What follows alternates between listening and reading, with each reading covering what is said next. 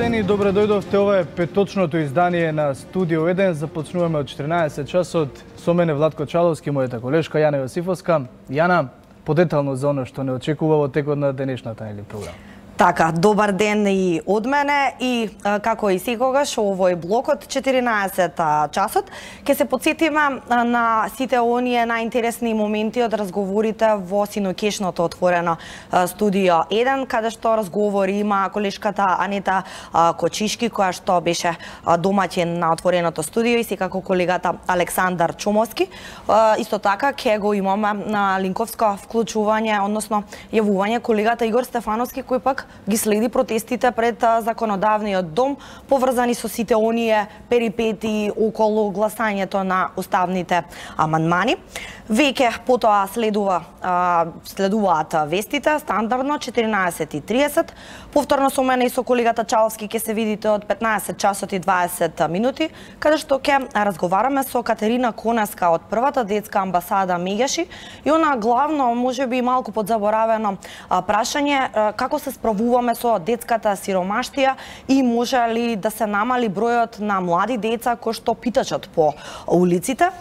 Потоа веќе од 17 часот ќе имаме разговори со Автомотосојузот во однос на состојбата на патиштата, нели снег во целата држава, а исто така потоа ќе имаме разговор по она што имаше позитивен одек изминативе денови, а тоа дека е отворена родителска куќа за оние родители кои што се надвор од Скопје, кои што децата им се пациенти на онкологија. Ќе разговараме со директорката на детската клиника Кети Ставрич и со Јелена Димова, председателката на Сдруженијето САНО.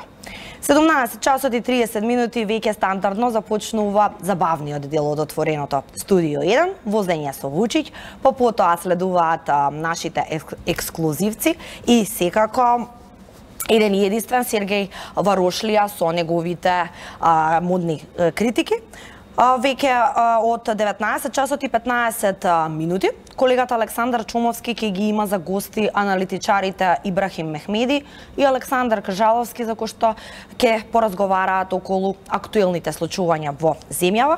21 часот секој петок, време за авторската емисија на нашите колеги од спортската редакција Спорт 1, и секако 22 часот гостен ќе биде во отвореното студио министерот Сугаревски на главната тема дали ќе има конечно автопат кој што ќе ги поврзува Штип, Охрид и Прилеп, и крајот, односно ова отворено студио ќе се затвори редовно со дневникот од 22:30.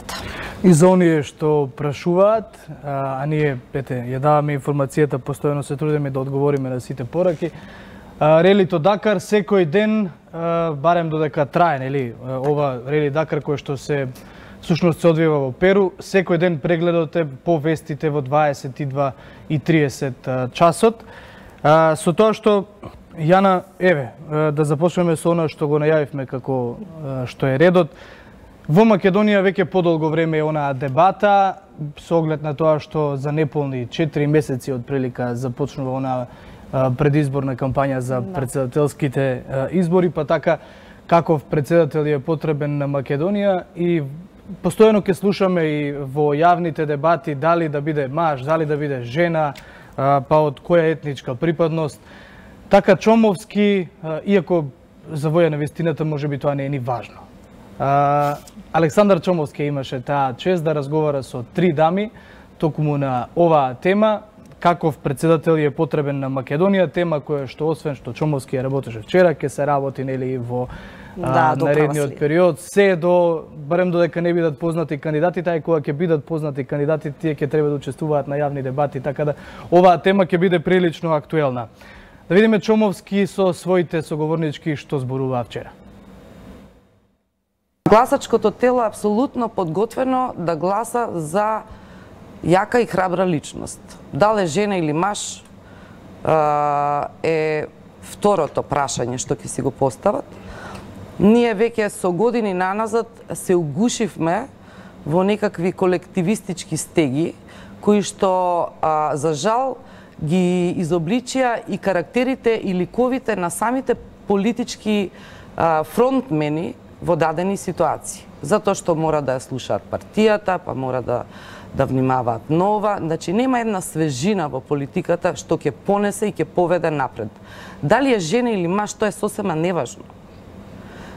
И затоа сметам дека констатацијата дека Македонија не е подготвена да има лидерка не е до крај точна, зашто ние немаме бројки за тоа. Македонија е подготвена за секој кој што сака да ја го врати достоинството назад. Ние скоро секаде имаме ситуации каде што е евидентно незадоволството од живеењето овде. Па само Македонија не се чисти снегот. Па само Македонија може вака да се неуслужни луѓето во продавница. Па само ние толку ја подценивме оваа Македонија да мислам дека е време, дали е жена или маж, да се појави лидер кој што ќе го врати тоа достоинство. И тука нема родови граници или родови лимити. Има само желба да се излезе од колективизмот, кој што кај нас, за жал, дали е политички или етнички или родов или било каков, веќе не угуши и ние немаме избор по тоа прашање. Да ја прашам директно. Деновиве Facebook на оден начин или ваш пријател ве номинира за претседател на државата, за иден кандидат за претседател на државата. Нормално е тоа. Како беше реакцијата на децата кои се пред школска возраст? Дали тоа го примивте со чувство на политички предизвик, бидејќи сепак бевте политичарка? Дали го тестиравте јавното мислење и дали на крајот на краищата сте подготвени на такви ризици? Таа приказна, односно таа идеја дојде буквално од некои Facebook постови кои што се поставија на тој ден, кога јас и не бев во Скопје, туку бев поканета како обучувач на тема стратешки комуникации и односи со јавност во Либерално-демократската партија во Струга. И видов некои луѓе после долго време, долги години, јас веќе 12 години сум надвор од политиката и сум фокусирана на нешто сосема друго.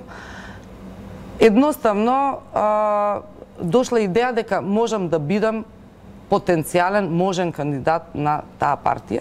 Иако ако го прочитате законот за кандидирање на претседател на Република Македонија, или мора да имате 30 пратеници, или треба да соберете 10.000 потписи. Значи, тоа не е кандидатура за претседател на куќен совет, кој сака. Туку има сериозни лимити. Таа вест многу брзо се залепи.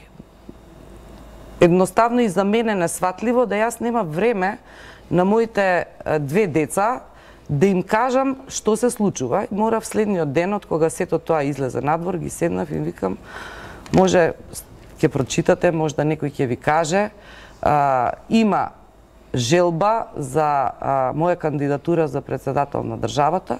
Тоа во моментов е само идеја, ниту јас сум одлучила, ниту тој што ме предлага ги поминал сите внатрешни инстанции, но јас сакам да знаете што може да прочитате во медиумите и што може некој да ви каже. Ведран прв одреагира и рече, ја не сакам ти да бидеш претседател. Ме прашаат што работи мајка ти, ја да речам претседател на држава, тоа е стварно без врска. Да останеме на ова ниво, после ќе разговараме за Чекај, мора ми Вера да каже. И Вера, добро, да не ја пропуштиме. А Вера кажа... Она е помалата. Она е поголема, она ќе полни 17 години во април. Ако сакаш ти оди, ние од дома не се селиме. Значи, јас знам вика кај живее претседателот, пошто учеа во Коча Рацин. И јас таму не одам, а ти ако сакаш, оди. Така што, од прилика, тоа беше првиот мој филтер на оваа тема за која што, еве, ти ме чепна од страна. Да. Се враќаме назад во студиото во живо и во однос на токму оваа тема. Само да подсетиме дека власта, односно партијата СДСМ и премиерот Зоран Заев рекоа дека тие се за консензуален председател, меѓутоа ќе почекаат да заврши развојот со уставните измени во собранието, за потоа да се направи една поопширна дебата, а од друга страна пак најголемата опозицијска партија ВМРО-ДПМН веќе го отвори својот конкурс, па до крајот на месецот можете да се пријавите како што велат во партијата, да ги поддржувате на некој начин идеалите на ВМРО-ДПМН и да бидете човек кој што има своја програма за тоа на каков начин би ја водел нацијата. И до крајот на месецот, 31 јануари или 1 февруари, веќе ВМРО-ДПМН треба да го знае својот кандидат, како што рече Мицкоски, но за оваа тема и за сите оние работи кои што помина во вчерашното издание на Студио 1, секако сајтот 1tv.mk и YouTube каналот на 1tv. Сега со вториот. Да, она што исто така вчера беше еден од повпечатливите разговори, планинарството, љубовта кон планините. Гости кај колешката Анита Кочишки беа познатата наша алпинистка Илина Арсова, како и планинарот Јован Божиновски, кои што ќе кажат љубовта кон планината од врвовите до засекогаш. Што е тоа што постојано ги враќа, односно им го враќа поривот кон планинарењето? Еве сега и снежни покривки, Арсова за волја на вистината има искачено многу врвови, а секако и Јован Божиновски даде едно свое видување, односно ја раскажа својата љубов кон планината. Во продолжение гледаме изводок и од овој разговор. Со оглед на тоа што двајцата имате респект кон тоа што е планина, со тоа што таа може да изненади и така натаму, мене ми е прашањето на луѓе што ете толку многу ја сакаат планината. Сега двајцата ја сакате различно, а исто. Ти си решил да останеш таму да живееш, ти си решила за секогаш да ги освојуваш новите врвови. Кој е тој интимен момент што човек го има кога е сам со планината? Што е тоа што како мисла се врти? Нели, јас тоа така го гледам. Планинариш и си едноставно сам со себе, односно сам со планината. Уживаш во моментот. Само така можам да Тоа го... ти се врти тебе по глава. Ти се вртат случаи од животот, ти се вртат слики од иднината. Па не баш, уживам во погледот што го гледам. Ако е прекрасно времето, тога има прекрасен поглед. Значи има што да се види и што да се почувствува. Значи главата не се оптеретува со тоа што било или што ќе биде, туку се ужива во моментот. Проблемите се оставаат дома. Така, се ужива во моментот. Тука се разликуваме. Пошто јас си ги личам проблемите на планина и тоа особено љубовните проблеми. Па добро, јас си немам проблеми на планина, така да. Он нема ни плјувавни проблеми, нема што да решава. Ама не, има момент буквално кога, особено подолго време кога сте во планина, кога целиот живот буквално ви поминува, особено кога е некоја поризично место каде што секој ден сме изложени на висок ризик. И ние знаеме дека сме неколку дена оддалечени од безбедност. Ако таа експедиција, сепак искачувањата кај нас, тоа е разликата помеѓу искачувањето на 8.000-арници, 6.000-арници и помалите планини кај нас, тоа е разликата што тие траат долго време, тие знаат да траат по 2 месеци. Во 2 месеци вас ви се чина тие 2 месеци како цела вечност.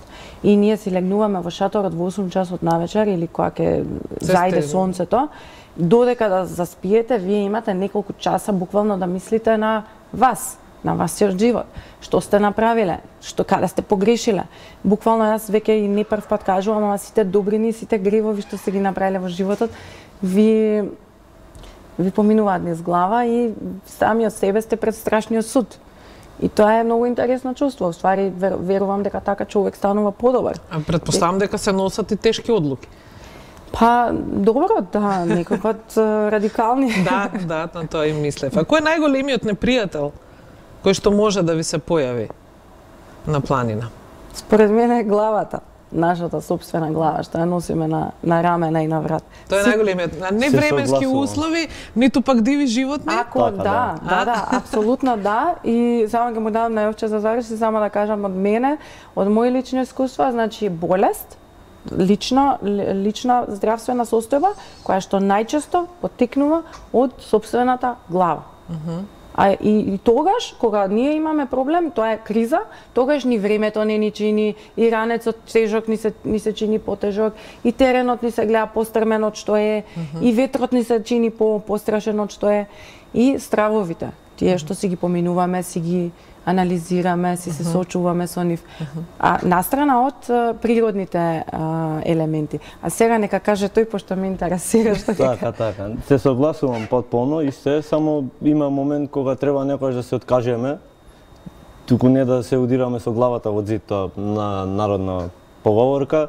Значи има момент кога стварно некојаш временските услови не се како што треба и тога треба да кажеме доста.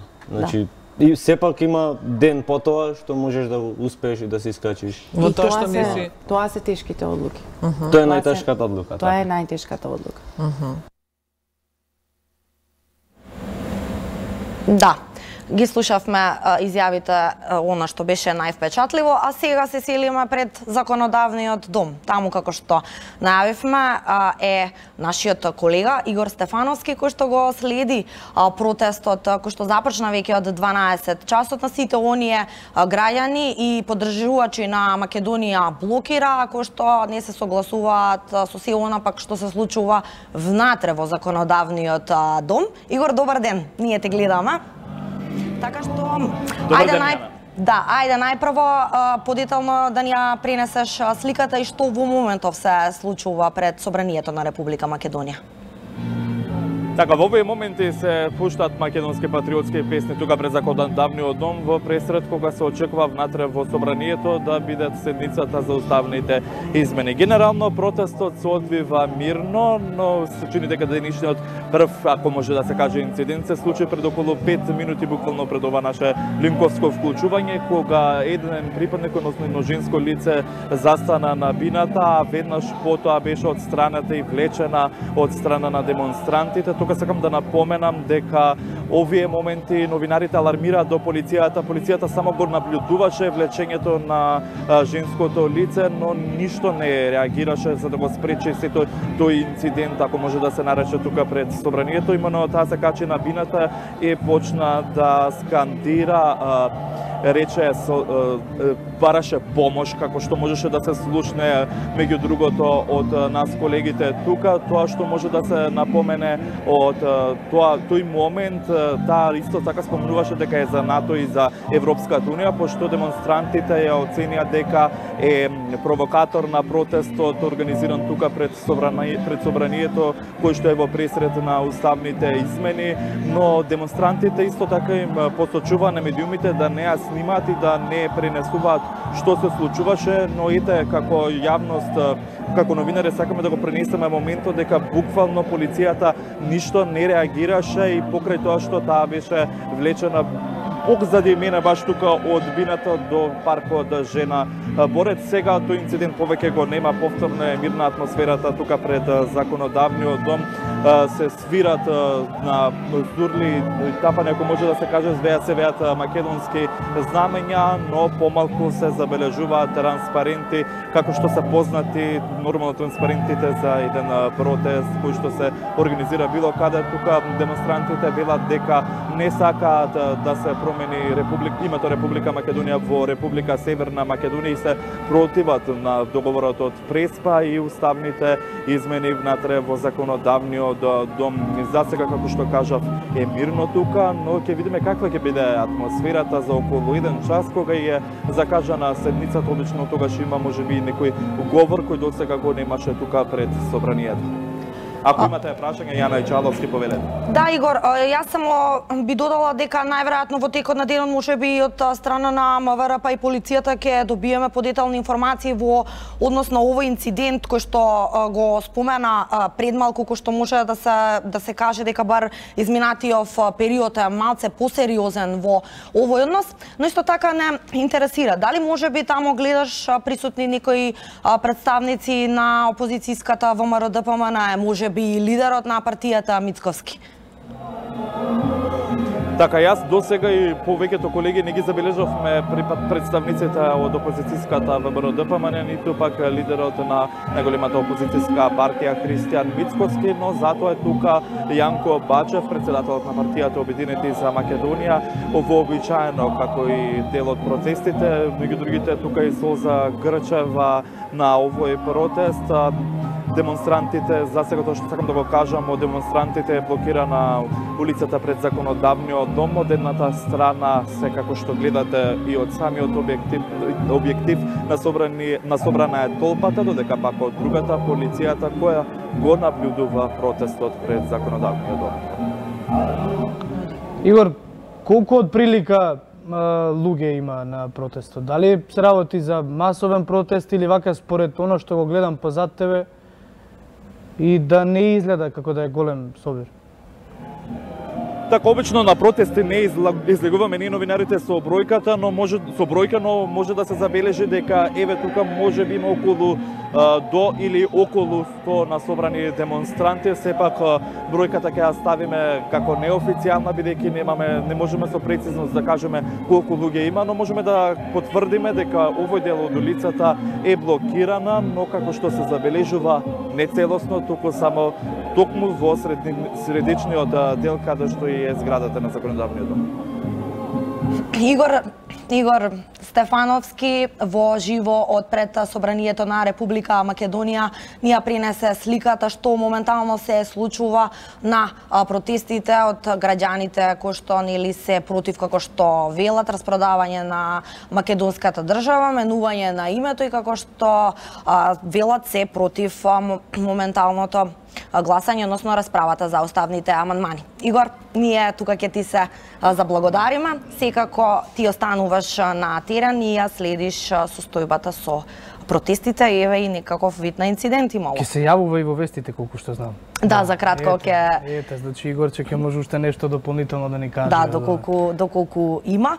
Така што, да, со ова линковско најавување, односно вклучување, јас и колегата Чаловски полека ќе го заокружиме овој прв блок на отвореното Студио 1. Останете со програмата, почитувани. За кратко следуваат вестите на 1 ТВ со најновите информации од земјава и светот и колегата Александар Петровски. Со нас се гледаме повторно во 15 часот и 20 минути.